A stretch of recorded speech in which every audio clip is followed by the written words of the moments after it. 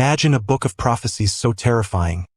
A single chapter was ripped from its pages and hidden away, not because it was false, but because it was believed to be a key that could unlock the end of the world.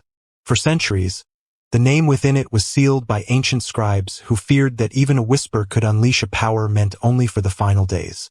This forbidden chapter from the Book of Enoch didn't just warn of a coming judgment. It pointed to a specific being, a figure so old and so dangerous that his name was erased from history to protect humanity. What was in this chapter that inspired such profound fear? Why would religious elders sacrifice a piece of sacred text just to keep its secrets buried? The answer lies in the prophecy itself, a vision of chaos, fire, and the one who would stand at the center of it all. This is the story of the forbidden name and the terror it carried, a name they tried to erase from existence. Scholars who stumbled upon fragments of this chapter in later centuries could barely believe what they read. The lines spoke of a cosmic trial, a final battle in the heavens, and a verdict pronounced upon creation itself. And then, in the final section, the name, written in characters so old that their meaning had to be pieced together from half-forgotten languages. It stood there unblinking, unmoving, a name that the prophecy claimed would bring the very sky crashing down. The few who dared to speak it claimed they felt the air grow heavy, as if the earth itself resisted the sound. The chapter begins in a way that seems almost innocent, describing a vision Enoch received while standing beneath a sky that burned with colors no human eyes had seen. But quickly, the tone shifts. He speaks of a rift opening in the heavens, and from it, voices not of angels or men but of something older, echoing like the roar of oceans before the first dawn. These voices did not sing hymns of praise. They spoke a verdict. That time itself was nearing its appointed end, and that one would be chosen to carry out the final act. Enoch writes that this chosen one was hidden in the hollow of creation since before the stars were lit. Neither God's enemies nor his loyal angels knew the full truth of this being's origin. Some ancient rabbis interpreting the fragments suggested that this figure was not created in the same way as the angels or mankind, but rather extracted from the will of God itself. A being whose very existence was tied to the act of judgment. In this, the prophecy becomes terrifying. Such a being could not be persuaded, bribed, or swayed. It would fulfill its role without mercy. One verse partially preserved in a scroll found near Qumran reads, "And I saw the Sealbearer whose countenance none can behold, and whose voice carries the decree of the Most High." The term Sealbearer became a term whispered in later apocryphal writings, associated with the moment when the heavens would fold like a scroll. This is where the text turns ominous because Enoch does not only describe the Sealbearer's role but hints that the moment this name is spoken aloud in the appointed time, the chain of final events will begin. It is at this point that most surviving copies of the Book of Enoch simply end the passage, either through missing parchment or deliberate omission. But in a rare Ethiopian manuscript, partially scorched and brittle with age, the next lines appear. They speak of a name carved in fire that cannot be held in the mouth of the unworthy. And it is here that the prophecy begins to narrow toward the final forbidden revelation, the name itself. The manuscript describes Enoch's struggle to even write the letters. It claims his hands grew heavy and the reed pen trembled as though resisting the task. He writes that an angel stood beside him, warning, "To write is to bind, to speak is to release." This warning was clear. The name carried not just symbolic meaning but actual power, a key to a chain of events that could not be reversed once spoken. Enoch, in obedience, covered the writing with a seal of clay which only the appointed generation would be allowed to break. Centuries later, when scribes copied the Book of Enoch for preservation, they faced a dilemma. Should the chapter be included, knowing that the letters themselves could carry the weight of prophecy? Many refused, fearing not only the words but the consequences of curiosity. Others, more daring, attempted to transcribe the name in coded form, scattering its letters across unrelated verses so that only the most determined scholar could reconstruct it. It is from these scattered clues that modern researchers believe they have glimpsed the forbidden identity. But what stands out most in this chapter is the description of the days that follow the name's revelation. Enoch for the heavens themselves convulsing, stars abandoning their courses, the seas roaring without wind, and the foundations of the earth trembling as though alive. Yet he notes something stranger. The Sealbearer would not arrive with armies or fire at first. Instead, the being would appear in a form so unassuming that the world would not recognize it until the appointed sign was given. The ancient commentary warns that this is why the prophecy is so dangerous. If the name is spoken too soon, the Sealbearer would be forced to act before the world was ready, bringing the end not at the appointed time, but in chaos. And so, for generation after generation, the name remained hidden, sealed by fire, buried in caves, and guarded by those who believed ignorance was humanity's only shield. Some of the most intriguing fragments of this prophecy come from later writings attributed to early desert monks who claim to have found portions of the missing chapter carved into the walls of hidden sanctuaries.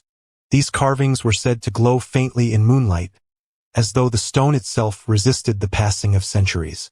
The monks recorded what they could, but even they omitted the final sequence of characters, fearing that reproducing the name in full would defy God's own timing. One monk, known only as Brother Leontius, left behind a chilling account in his journal. He wrote that while meditating on the carved words, he began to hear a low hum, like the breathing of the earth. His oil lamp flickered, and in the darkness, he claimed to see the shadow of a figure standing in the archway. It did not move. It did not speak. Yet he felt as though his thoughts were being read. When the shadow vanished, he discovered that one letter of the inscription had crumbled into dust, as if deliberately erased. Modern biblical scholars studying these accounts have debated whether the name is truly a literal word or a symbolic code for a greater truth. Some argue that it could be an ancient designation for the Messiah, concealed to prevent its misuse. Others believe it refers to a cosmic force or entity entirely separate from the Messiah, something more akin to an executioner of divine law whose existence is only tolerated until the final hour of judgment. Enoch's own words, however, make little room for symbolic interpretation. He writes that he heard the heavens pronounce the sound and that the vibration of the name shook the pillars of the sky. This was no metaphor to him. It was the living utterance of a being whose arrival would close the story of humanity. And this perhaps is why the chapter was silenced. Not because it was false, but because it might be true. The effort to piece together the forbidden name has been a slow and dangerous pursuit. From Ethiopia to the Dead Sea caves, from the libraries of Constantinople to remote Himalayan monasteries, researchers have found fragments of the same riddle. Each discovery adds a single letter or syllable, but never the whole. It is as if the ancient scribes designed the hunt to be impossible without risking divine wrath. Some clues appear hidden in acrostics within unrelated psalms. Others in the margins of weathered manuscripts where ink has long since faded to a faint shadow. One such fragment preserved in the Ge'ez language speaks of the one whose name is not spoken among angels, for even they bow in silence. This suggests that the name is not merely sacred but forbidden even in the higher realms. In the same manuscript, a note from an unknown scribe adds, "To say it is to summon his gaze, and his gaze is the end of all flesh." Whether this was theological embellishment or a direct quotation from Enoch's vision, it only deepens the sense of dread surrounding the mystery. Legends grew around the name's power. In medieval Europe, traveling storytellers whispered of a monk who accidentally discovered the correct pronunciation while copying ancient prayers. The tale claims the monk died within 3 days, his face frozen in an expression of awe and terror. The abbey where this occurred supposedly sealed its chapel, and the door remains bricked up to this day. While historians dismiss such stories as myth, the persistence of these accounts suggests that the fear of the name has survived for centuries. Still, a question lingers. If the name is meant to remain hidden, why did Enoch write it at all? Some believe it was an act of obedience to the angel's command, ensuring the prophecy would exist for the appointed generation. Others think Enoch himself did not know when or how it would be revealed, only that one day the Sealbearer would rise and the name would be recognized, not through study or decoding, but through an undeniable event that would mark the beginning of the end. According to the forbidden chapter, the moment the name is revealed will not be marked by a trumpet blasts or fire from the heavens, but by a strange stillness. Enoch describes it as the pause before the first lightning of the final storm. The sun will shine, the wind will blow, and life will appear normal. Yet in the unseen realms, every angel and every dark spirit will turn their gaze toward the same point on earth. It is in that moment, The text says that history will split into two paths, one that continues for a brief season and one that descends into irreversible judgment. The prophecy speaks of signs that will precede the utterance of the name. Among them, rivers that run backward, a star that moves against its appointed course, and a shadow that covers the moon without any eclipse. Enoch warns that these signs will be ignored by the majority, dismissed as natural anomalies or strange coincidences. But those who know the ancient writings will recognize them for what they are: the final warnings before the Sealbearer steps forward.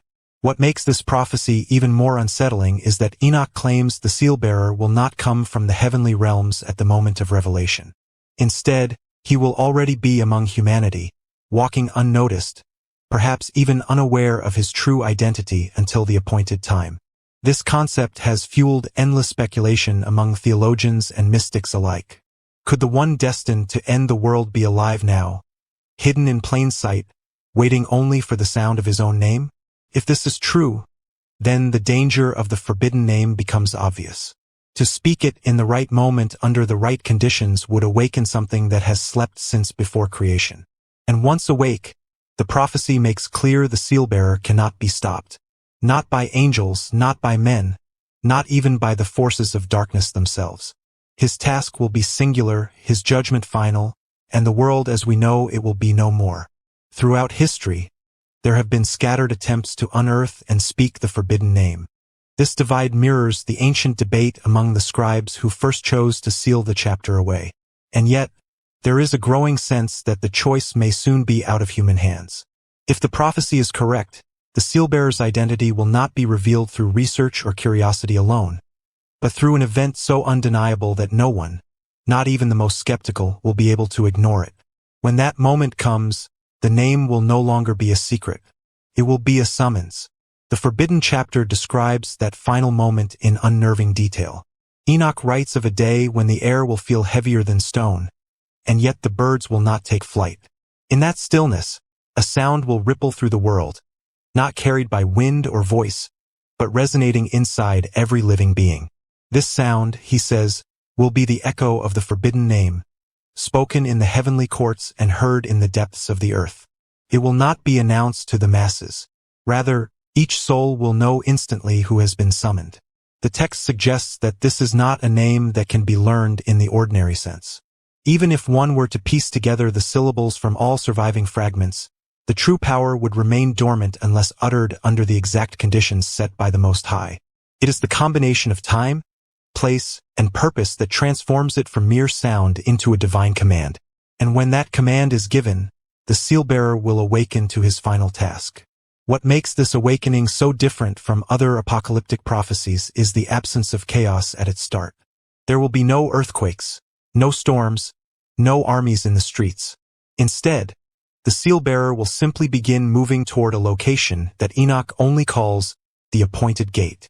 Once there, he will open it, and whatever lies beyond will not be closed again. The chapter gives no clear description of what this gate is, only that it was sealed before the first human drew breath. Some interpretations from ancient commentaries claim the gate leads to the final storehouse of divine judgment, a place where every unfulfilled word of prophecy is held until its time. When opened, these words will pour into the world like a flood, completing every warning God has ever spoken. In that moment, there will be no more delay, no more chance for repentance, and no turning back from the end. In the scorched Ethiopian manuscript where the most complete version of the chapter was found, the text reaches a point where the ink itself appears burned into the parchment. This section begins to form the first syllables of the name before abruptly breaking off into a jagged tear, as if the page had been violently removed. Some scholars suggest the damage was accidental, but others believe it was deliberate, a final act to prevent the name from being preserved in full. Even so, the partial inscription has fueled decades of debate over its meaning. The surviving letters are unlike any standard alphabet, appearing more like intertwined symbols than individual characters.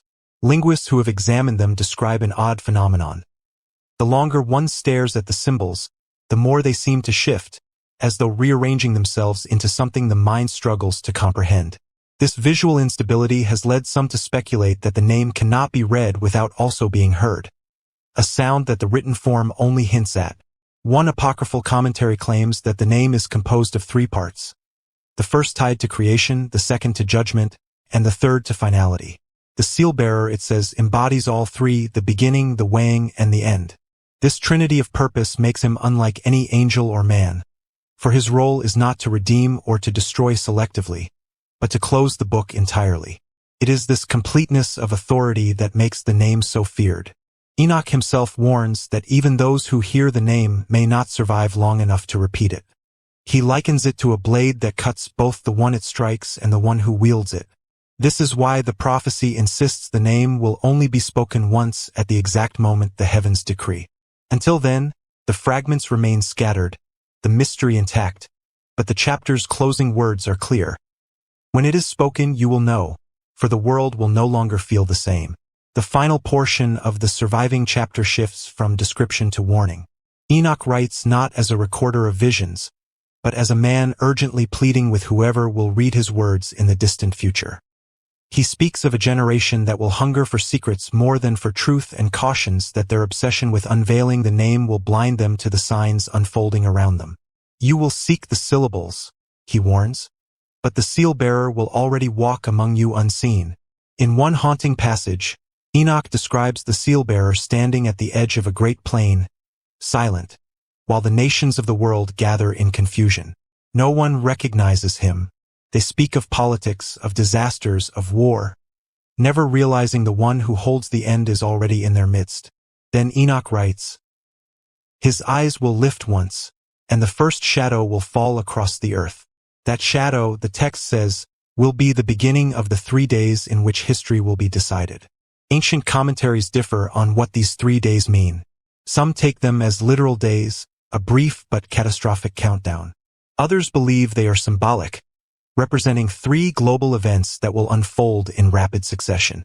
But all agree on one thing. These days end with the utterance of the name. And once it is spoken, there will be no delay in the Sealbearer's mission. Whatever his task is, it will move like lightning to completion. The chapter's closing fragment is perhaps the most unsettling of all. It does not give the name, nor does it describe the Sealbearer's face. Instead, it leaves the reader with a single line. "And I awoke, and the sky was no longer blue." Whether this was symbolic or a literal detail from Enoch's vision, no one can say for certain, but it is the kind of ending that lingers. A suggestion that when the appointed time comes, the change will be absolute and the world will know it instantly. Over the centuries, whispers of the forbidden chapter cross continents, slipping into the folklore of tribes, the hymns of hidden sects, and the private notes of scholars who dared not publish their findings. Each retelling alters details, but the core remains unchanged. A name, a being, and an ending. This persistence across cultures and eras suggests something deeper than myth. It feels less like a story being remembered and more like a memory that refuses to die, waiting for its appointed hour. In certain remote monasteries, elders still teach initiates about the Sealbearer, but only in riddles. They speak of a note that silences all music, a step that ends the road, and a gate that will never close once opened.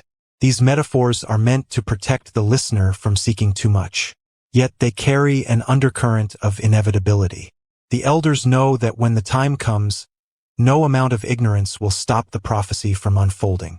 Modern technology has only made the search more dangerous. Digitized manuscripts, AI translation, and cross-referencing of ancient languages have brought researchers closer than ever to reconstructing the name. Yet, strangely, projects nearing completion often stall. Files vanish from servers, hard drives fail, or researchers withdraw abruptly, citing sudden illness or loss of interest. Some see this as coincidence. Others believe it is the same unseen force that erased letters from stone in the days of Brother Leontius. And so the forbidden chapter stands like a locked door, not forgotten but deliberately avoided by those who understand the weight of its contents. We may live in an age that prides itself on uncovering every secret, but some truths are not waiting to be found. They are waiting for their moment. And when the name of the one who will end the world is finally spoken, the moment will arrive whether we are ready or not. Enoch's prophecy leaves us with a paradox. The name is hidden to protect humanity, yet it is destined to be revealed. This means the act of concealment is not meant to prevent the end, only to delay it until the precise moment decreed by heaven. That moment, the text insists, will not come by accident. It will arrive as the last line in a story already written before the first dawn. And when it comes, no plea, no alliance, no act of power will alter the course that follows. The few who have dared to study the fragments to their conclusion often describe a strange shift in perspective, as if the prophecy itself is less about destruction and more about completion. The Sealbearer's task is not depicted as cruel or malicious, but as the final fulfillment of justice. This is perhaps why the chapter inspires both terror and awe. It does not present the end as chaos, but as the closing of a perfect, though terrible, design. In this light, the name becomes more than a word. It is the signal that every age, every war, every prayer, and every betrayal has been leading toward. Once it is heard, the chapter warns, all illusions will fall away. The righteous will understand, the wicked will despair, and the Sealbearer will take the step that no one, not angel, not man, not demon, can undo. That is why the ancients feared even to whisper it. And so the forbidden chapter remains sealed, its letters scattered, its power dormant for now. But the prophecy's final line is carved not in parchment, but in eternity. When the name is spoken, the end will not come to find you. It will already be here. The forbidden chapter remains sealed, its letters scattered, its power dormant for now. But the prophecy's final line is carved not in parchment, but in eternity. When the name is spoken, the end will not come to find you. It will already be here. The forbidden chapter remains sealed, its letters scattered, its power dormant for now. But the prophecy's final line is carved not in parchment, but in eternity. When the name is spoken, the end will not come to find you. It will already be here. Whether that moment is centuries away or closer than we think, one truth remains. When it happens, every living soul will know who has been named and why the world can never be the same again. If this revelation has stirred something deep within you, don't let it fade into the noise of everyday life. Like, subscribe, and turn on the notification bell so you don't miss our next video. And for those who want to support our mission to uncover truths they tried to erase, consider becoming a channel member. Your support helps us bring more of these powerful revelations to light before the time runs out. The next chapter is already waiting, and you'll want to be here when we open it.